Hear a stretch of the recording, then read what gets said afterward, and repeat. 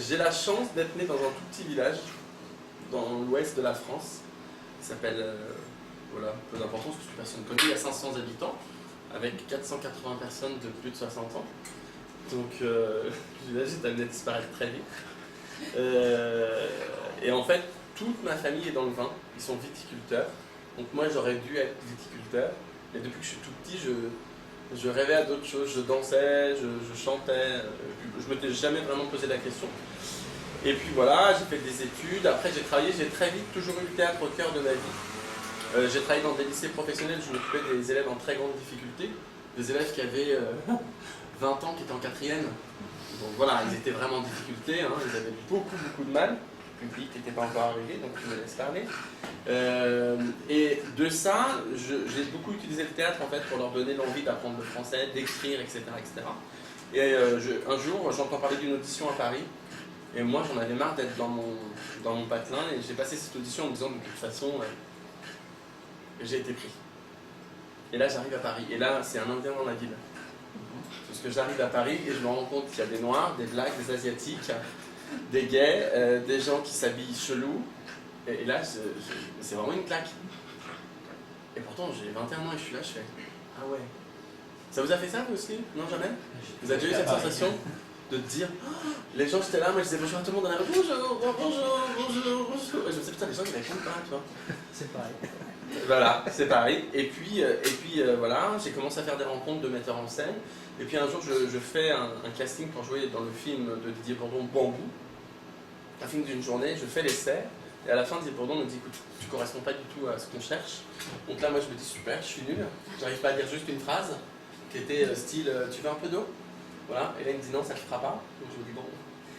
Et il revient 5 minutes après avec un scénario en me disant lis cette scène. Je lis cette scène et il me dit tu vas jouer mon meilleur ami dans mon film. Et je me retrouve avec 20 jours de tournage, second rôle. Et puis pendant le tournage, je n'arrêtais pas de me dire tu sais que t'es drôle. En parallèle, moi je faisais de la danse hip-hop et je jouais dans des pièces plutôt sur la mythologie grecque, des choses comme ça. Et puis il me dit tu devrais faire de l'humour. Et c'est resté dans ma tête. Puis un jour j'ai écrit le sketch des Majorettes. Je le joue. Roson me voit, me propose d'aller à Montréal, le jouer. Juste 5 minutes, hein. C'est-à-dire que le mec il me paye un billet d'avion pour 5 minutes. Hein. Et quand je reviens, je me dis c'est ça que je veux faire. Et cette semaine-là, j'ai un rendez-vous à Pôle emploi. Et il me dit écoutez, il y a une formation de boucher, on manque de boucher en France. Et moi, je lui dis mais c'est super, c'est génial, sur le ton de l'humour. Et il me dit bah écoutez, je vous bloque un rendez-vous. Et je lui dis non, mais je suis comédien. Enfin, si vous voulez que je fasse, je prenne des poulets, je t'ai fait parler dans les tables, tu vois. Et en fait, il me dit cette phrase on est amené à faire 7 métiers dans notre vie, donc il ne faut pas chipoter. Et quand je rentre à la maison, j'écris sur un papier plein de métiers que j'aurais aimé faire, donc les trucs qu'on a tous voulu faire, c'est Médecins sans frontières, tout ça. Et puis après, je me dis, tiens, s'il y a des métiers que je ne me serais pas vu faire, et je les note, et j'appelle les gens en disant, voilà, je suis comédien, je voudrais venir passer 2-3 jours avec vous. Et naturellement, en testant les métiers, je me suis rendu compte qu'en fait, il y avait plein de situations. Je suis arrivé à Rungis, 3h du matin, déjà mon boucher est sénégalais, donc déjà, première vanne. Tu arrives dans un milieu, quand même, il n'y a que des blancs, et moi j'ai le seul qui fait, alors on va aller voir les perdrix. L'autre, tu fais d'accord, c'est une blague. Et là, il me dit, tu vas porter un agneau de 9 kg sur ton dos. Et moi, j'explose en larmes. Parce que là, je me dis, mais c'est pas fait là. Il ouvre un frigo et je vois que des corps de vaches morts.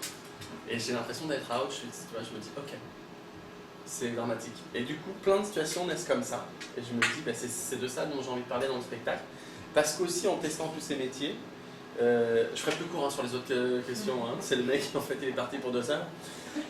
Et en fait, c'est en faisant tous ces métiers que à chaque fois, ça a déconstruit des clichés. Parce que moi, pour moi, les bouchers, c'était des gens qui n'avaient pas de culture, c'était des gens tu vois, qui étaient un peu des bourrins, qui n'avaient pas de finesse. Et en fait, j'ai rencontré des gens formidables, cultivés, avec au contraire vachement de finesse, l'envie de plaire à la clientèle, de trouver les meilleurs morceaux de viande, etc.